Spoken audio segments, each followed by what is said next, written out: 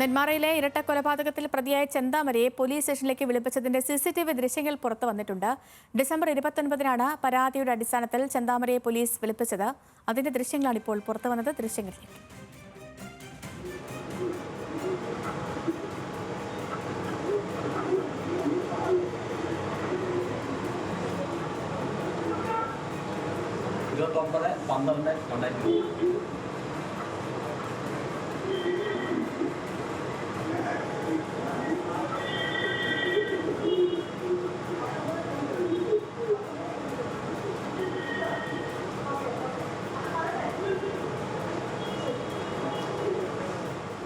പ്രസാദ് കുടുംബശ്രീയുടെ പ്രസാദ് നേരത്തെ പ്രസാദ് പോലീസിനോട് സംസാരിക്കുമ്പോൾ അവർ തന്നെ പറയുന്നുണ്ട്, ഞങ്ങളുടെ കയ്യിൽ സിസിടിവി ദൃശ്യങ്ങളുണ്ട്, പരാതി ലഭിച്ച ദിവസം തന്നെ ഇയാളെ സ്റ്റേഷനിലേക്ക് വിളിപ്പിച്ചിരുന്നു എന്നൊക്കെ.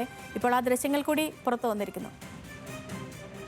ശ്രീകൃഷ്ണി, ഇതിനകത്ത് വലിയ പ്രതിഷേധം ഉയർന്ന ഒരു സാഹചര്യത്തിലാണ് പോലീസ് അത് സംബന്ധിച്ചുള്ള ആ CCTV ദൃശ്യങ്ങൾ തന്നെ പുറത്തുവിട്ടിരിക്കുന്നത്. കാരണം പോലീസിന്റെ ഭാഗത്ത് വീഴ്ച ഉണ്ടായിട്ടില്ല. പരാതി ലഭിച്ച അന്ന് തന്നെ ഈ ചെന്താമരയെ വിളിച്ച് താക്കീത് നൽകി വിട്ടയച്ചതാണ് എന്നുള്ളതാണ് പോലീസ് പറയുന്നത്. മറ്റൊന്ന് പോലീസ് പറയുന്ന കാര്യം, പരാതി നൽകിയപ്പോൾ തന്നെ അവർ വീട്ടുകാർ പറഞ്ഞിരുന്നത് ഈ താക്കീത് നൽകി വിട്ടയച്ചാൽ മതി, ഇനി ഇത്തരമൊരു സംഭവം ഉണ്ടാകരുത് എന്നുള്ളത് കൂടി അവർ പറഞ്ഞിരുന്നു. അതിന്റെ അടിസ്ഥാനത്തിൽ ആവശ്യമായ നടപടി സ്വീകരിച്ചു എന്നുള്ളതാണ്. പോലീസിന്റെ ഭാഗത്തു നിന്ന് വീഴ്ചയൊന്നും ഉണ്ടായിട്ടില്ല. ഈ പ്രതിയെ പിടിപ്പിക്കുന്നതിലോ അല്ലെങ്കിൽ പരാതി ലഭിച്ചതിന് ശേഷം ഏതെങ്കിലും തരത്തിൽ കാലതാമസം വരുത്തുകയോ ഒന്നും തന്നെ ചെയ്തിട്ടില്ല. പരാതി ലഭിച്ച അന്ന് തന്നെ, അതായത് ഡിസംബർ 29-നാണ് ഇവർക്ക് പരാതി ലഭിക്കുന്നത്. അന്ന് തന്നെ ചെന്താമരയെ സ്റ്റേഷനിലേക്ക് വിളിപ്പിച്ച് ആവശ്യമായ നടപടി താക്കീത് നൽകി പോലീസ് വിട്ടയച്ചു എന്നതാണ് പോലീസ് പറഞ്ഞത്. ഇപ്പോൾ അതിനെ സാധൂകരിക്കുന്ന അവിടുത്തെ CCTV ദൃശ്യങ്ങളാണ് പുറത്തു വന്നിട്ടുള്ളത്. എന്തായാലും ഈ സംഭവവുമായി ബന്ധപ്പെട്ടുകൊണ്ട് ഇപ്പോൾ പ്രതിക്കായുള്ള തെരച്ചിൽ ഊർജിതമായി തുടരുകയാണ്. പ്രതി രണ്ട് കാര്യങ്ങളാണ് ഒന്ന് ചെയ്തിട്ടുള്ളത്. ഒന്ന്, ഈ സംഭവത്തിന് ശേഷം പ്രതിയുടെ കൈവശമുണ്ടായിരുന്ന മൊബൈൽ ഫോൺ എറിഞ്ഞ് തകർത്ത് ശേഷമാണ് ഇയാൾ കടന്നു കളഞ്ഞിട്ടുള്ളത്.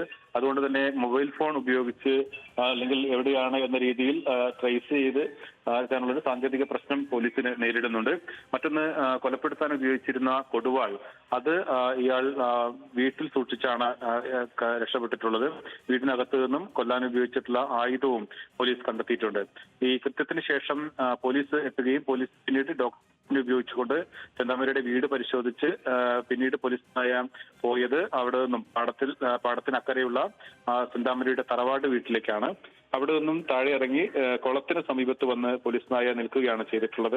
അപ്പോൾ ഈ കൃത്യം നടത്തിയതിനു ശേഷം ചെന്താമര ആ പരിസരത്തേക്ക് വന്നിരുന്നു എന്നുള്ളതാണ് പോലീസിന് ലഭിക്കുന്ന സൂചന. 2019-ൽ ചെന്താമര നടത്തിയിട്ടുള്ള ഈ സുധാകരന്റെ ഭാര്യയെ കൊലപ്പെടുത്തിയ സംഭവത്തിന് ശേഷം ചെന്താമരയെ സമീപത്തെ പോത്തുണ്ടി ഭാഗത്തെ വനമേഖലയിൽ നിന്നാണ് ചെന്താമരയെ പിടികൂടിയാൻ കഴിഞ്ഞിട്ടുള്ളത്. ഇതും അങ്ങനെ ആ പ്രദേശത്ത് വനമേഖലയിൽ എവിടെയെങ്കിലും പോയി ചെന്താമര ഒളിഞ്ഞിരിക്കാനുള്ള സാധ്യതയുണ്ട് എന്നുള്ളതാണ് പോലീസ് കണക്കാക്കുന്നത്. അതല്ലെങ്കിൽ നെന്മാറ ടൗണിലേക്ക് വന്ന് അവിടെ നിന്നും വാഹനത്തിൽ കയറി രക്ഷപ്പെടാനുള്ള സാധ്യതയും കാണുന്നുണ്ട്. 4 ടീമുകളായി തിരിഞ്ഞുകൊണ്ടാണ് പ്രതിക്കായുള്ള തെരച്ചിൽ നടത്തുന്നത്. അതോടൊപ്പം ഇപ്പോൾ ഇൻക്വസ്റ്റ് നടപടികൾ അവിടെ ആരംഭിച്ചു കഴിഞ്ഞു. അതിന്റെ അവസാന ഘട്ടത്തിലേക്ക് കടക്കുകയാണ്.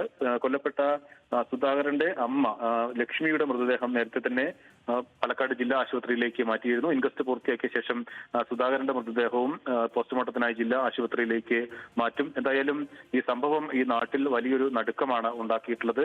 2019-ൽ നടത്തിയ ഒരു കൊലപാതകം, അതിനുശേഷം വീണ്ടും പ്രതി അങ്ങനെ വൈരാഗ്യം മനസ്സിൽ സൂക്ഷിച്ചുകൊണ്ട് നിൽക്കുകയായിരുന്നു. തന്നെയാണ് ഒരു 2019 ഒരു കൊല നടത്തുന്നു. പിന്നീട് ആ പ്രതികാരം ഇങ്ങനെ ചുമന്ന് നടന്നിപ്പോൾ 2 പേരെ പരോളിലിറങ്ങി വന്നതിന് ശേഷവും അതിക്രൂരമായി വെട്ടിക്കൊലപ്പെടുത്തുന്നു. പ്രതിക്കായുള്ള തെരച്ചിൽ പുരോഗമിക്കുകയാണ് പാലക്കാട് നെന്മാറയിൽ.